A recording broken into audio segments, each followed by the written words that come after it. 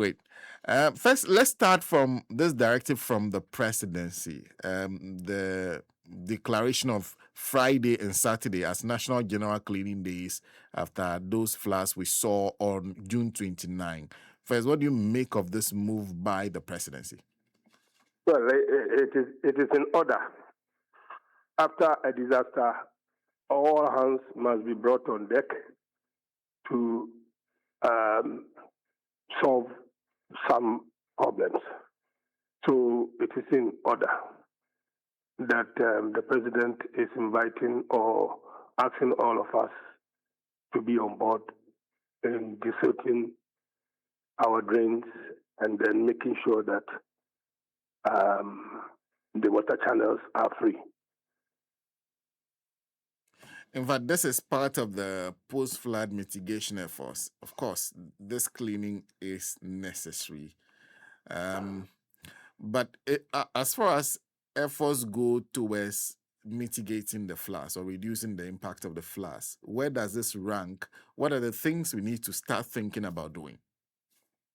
Okay, so when we talk about flash floods, there are about three major factors that cause flash floods. Physical structures impeding the water flow. Sometimes city pipelines bursting and then gushing out water can also cause flash floods. And then when we impede the water flow with waste.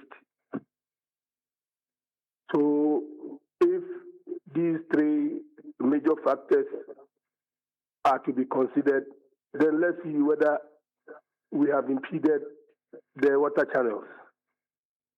Yes, we have impeded the water channels. As we all know, Accra itself is a lowland area and surrounded by what we call the chain mountains. So we have the chain mountains from the Shai areas through to the Krapim mountains, and then in Sawam Adesu area, and then we close at Makati here. So we have these chain mountains, and then almost 5 or 6 water basins that have some huge water inflows from the upstream towards Accra Central. So if we impede these water channels in any form, we are going to have floods. So let's start from the Sakumo Basin. Sakumo Basin, some years ago, under President Kufuor, they changed the Ramsar site into mixed use. When they say mixed use, so what it means is we're going to build and then rezone the area from the original situation that we had. Okay, so the place was changed into mixed use, and people started building left, right, center, closing the Ramsar site. Okay, so when you move forward, the Sakumo Basin is from Tema through Nungwa and then close at Teshi. Then you have the Teshi Basin that is coming from Teshi to Labadi through Chadu. Aha. And then you come forward around 37 Kaukudi areas, closing into Alajo and Kutubabi. Then we have the Unyanshia, and then the Odo Basin. Then you close into the Pokwase, Amasaman area. Then you have the Densu Basin. Then finally, you close in with the Lafa Basin from Kanishi to Dansoma. So if we impede the water channel in any form, we are bound to have floods. And as I said earlier, when in somewhere in 2020, some people apply to change the Chadu mangrove area into a mixed use area, and it was approved. So, in fact, what they do is, if we have about 2 years where we don't have huge rainfall, then they go and fill those areas and build on them. So when they bring the application to the assembly and you go to inspect, you don't see the mangrove there. So what do you see? You see buildings situated in the area. Okay, so then approval is given. And now when we have the huge rain, then we start lamenting. So with all the water basins, there are what we call wetlands, just same as the mangrove and the Ramsar side, that receive the water from the upstream and then releases it slowly. We have filled all these areas and built on them. So when the rainwater is coming from the upstream, it comes with the full speed that it can gather, and then we have the situation that we find ourselves in. When it comes to waste, as for waste, we have about 23 municipal assemblies in Accra, and then 4 districts and 2 metropolitan areas. In fact, only the metropolitan areas have waste management department. The municipalities we have don't have waste management department. In fact, if we ask all the assemblies to publish from January to date how they have managed waste, solid waste in their various municipalities, supported with the number of staff, the vehicles they have, the amount of money that has gone into it, and strategies they have put in place to reduce waste, there is no assembly that can publish this. I see. So from, let's say, 92, when we went into democratic dispensation, we have been managing solid waste in Accra anyhow. Anyhow. Yes. We don't have any plan, no strategy, nothing. All what we have been doing is pumping money into people's pockets. So there are some drains. If they tell you that there is a drain here, you'll be surprised. Until you go there and start digging, you think it's a bare land. That is what we have been doing. Yes, some people have been talking about some companies that the assemblies have engaged in waste management. Yes, they are doing street sweeping and then public area cleansing. I am referring to the solid waste, the residential waste. That is where the problem is. So if you have a municipal assembly with a population of over 250,000 getting to 300,000, and you don't have waste management department, I'm sorry, you are joking. A typical waste management department will have the waste director, the deputy director, a number of supervisors, a number of waste workers, and then what we call waste volunteers. There's no assembly that has this. No assembly. So what we have been doing is we have environmental officers in the various assemblies, and they have placed what we call the skips. I mean, a huge, like 1,500, 1,200, or 2,000 liter bins in strategic areas. And they expect the residents to carry their waste and go and dump at that site in this modern world.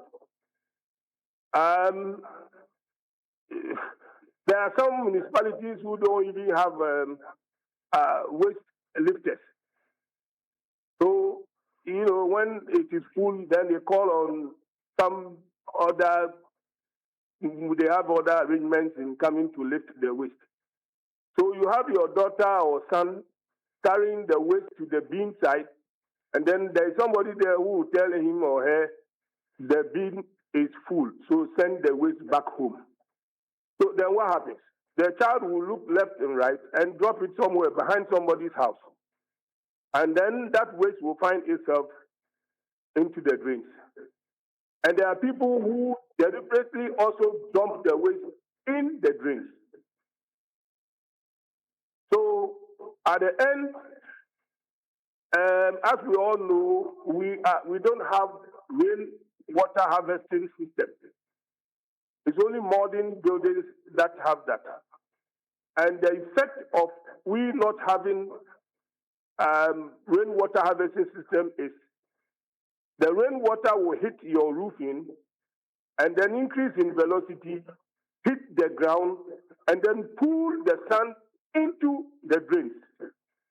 So tomorrow when we go, Friday, Saturday, when we go into the drains, we are going to see about 40% sand, and then the rest can be waste. There is no advanced country that will practice this. Because your rainwater, in fact, in some jurisdictions, the rainwater does not belong to you. It belongs to the state. But we are just, I don't know what we are doing anyway. So in areas that the drains are blocked and simple rainwater, but the drains are only for water, not for, sand and waste. No, the drains are mainly for water. So if you accumulate sand in the drain and then top it up with waste, what will happen? So now let's look at the channels. Okay. If you pick the rain channel from the Asylum Dam area, the Krimeto area, that goes through the commercial bank under Dubai, and then hit the Odo drainage somewhere behind VIP. Then you come to Onyansia and Odo meet at Caprice. So the three huge water inflows must go through that channel into the Koli, through Agbegbloshu. And for some years now, we have not been desilting the Koli, but we have rather been silting it. We have people using sawdust to silt the Koli. And if the rain comes like how it came the other day, I am surprised some people are crying, because where do you want the water to go?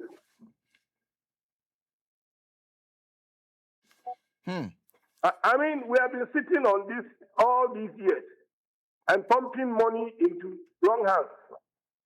That is what we have been doing all these years. And I don't know what I can do any longer, because I've been speaking about this over 15, 20 years. And nobody seems to appreciate what I've been saying. But all this are supposed to have been handled by the structures we built at the district and local government level. But you are saying those structures don't seem to be enough or are not even... They are non-existent. Yeah, let me put it that way. Non-existent. When it comes to solid waste management. Okay. Yes. Okay. They are non-existent. Then how do we correct that? We just have to go back and do the writing. I am giving you a typical nature of a waste management department and what they should do. The number of trucks they need to operate with, the number of men, the resources. But if we just want to place some bins at strategic areas, and when it gets full, then we come and lift and go and throw it somewhere. Let's continue doing this. There are those who also suggest that the assemblies will not be able to handle the waste management situation, that we should be looking to the private sector. Let's contract the private people to do it for us. Okay, so we have some private people who are doing what we call the polluter pay, and they have some compactors and they move into the community. The problem there is you sign a contract or agreement with such a company, and nobody does the follow-up to know whether they are doing the work or not. Secondly, they are not being paid economic prices because the assembly fixed the fees for them. So it is not interesting. So instead of them coming to visit or service us twice in the week, sometimes they come four months before they enter here. I have one here. Sometimes 4 months. So what do you want us to do with the waste in such a situation? And then if you have about 200 houses, only about 30 will register with this company. The rest, they don't give a hoot. And nobody is chasing them. Because we don't have a waste management team. We are interested in, some, I don't want to go there. I see. So yes, that is the reality. What about the issue of because you were mentioning some is it drinks? You mentioned Sakumo Kweshi, the basins, the water basins. The water basins. And you also you acknowledge that most of those basins have now, majority of them have been filled. There are buildings on them. What do we do under those circumstances?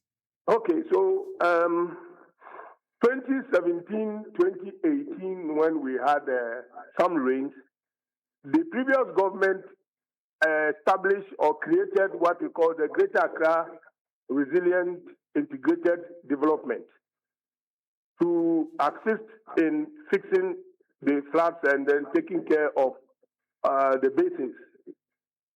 And they entered into an agreement with the World Bank, which gave them $200 million. And by 2024, we have spent about over $127 million, and we don't have anything to show. In fact, Garrett said they were going to build 18 water retentions on the basins. They have not even built one. But we have managed to blow $127 million of that money. In fact, at a point, 2019 thereabout, they said they spent $65 million for COVID operations. It's only God who knows with the type of operations that COVID, that money was used under COVID. And then some people were trained over $20 million. You know the American B-52 airplanes. If they want to train one pilot, they need about $1 million to train that pilot. So I don't know those who underwent that training, whether they were trained so we go and buy B-52 for them to come and use in Ghana. I don't know. So that is the situation we find ourselves in. be that as it may, there's a problem to be solved. The money has been spent. But what do we do? Do we go into demolitions of buildings? What can we do? Well, you see, when the law allows for rezoning, and we don't put in place some pegs to control why you need to do rezoning, and we all sit down and the rezoning is done, and the people have been issued with a permit. If you want to demolish, then you have to go back and then find solutions to those who have permits. You understand? Because you cannot just demolish their properties just because somebody went ahead and changed the zoning from mangrove to mixed use. No, it is not the fault of the developer. But areas that is still buffers or the areas that you are not supposed to build, it doesn't matter whether it's a permanent structure or a temporary structure. Out of those areas, we can bring them down and then shape the water basins. I see. Mr. Amon Kotei, thank you very much for speaking to us. You are shocked there.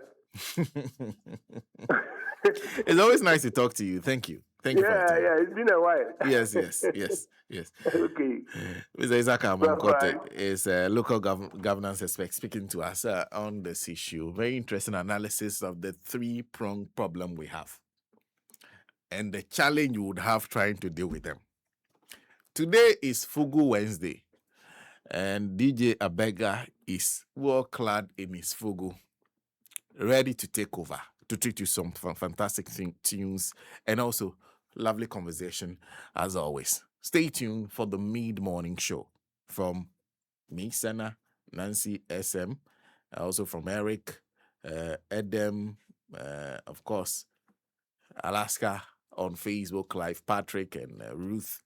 We say enjoy the rest of your day. We'll see you same time tomorrow with another edition of the Gold Morning Conversation.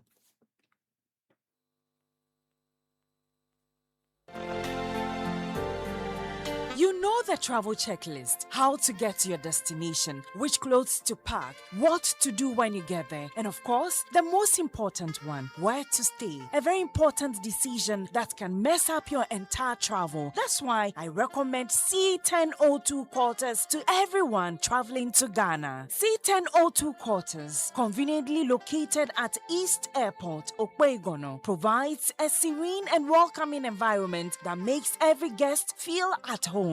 It comes with Airbnb for short stay accommodation, a mini mart, laundry services, a modern gym with state-of-the-art equipment, a spacious event hall, printing press services, JP mineral water, a restaurant, a massage center, and of course, the Zumba aerobic classes are on every Saturday at 7 a.m. At C1002 quarters, quality service and customer satisfaction are their top priorities. Call them on 0243 177 596 or 0243 177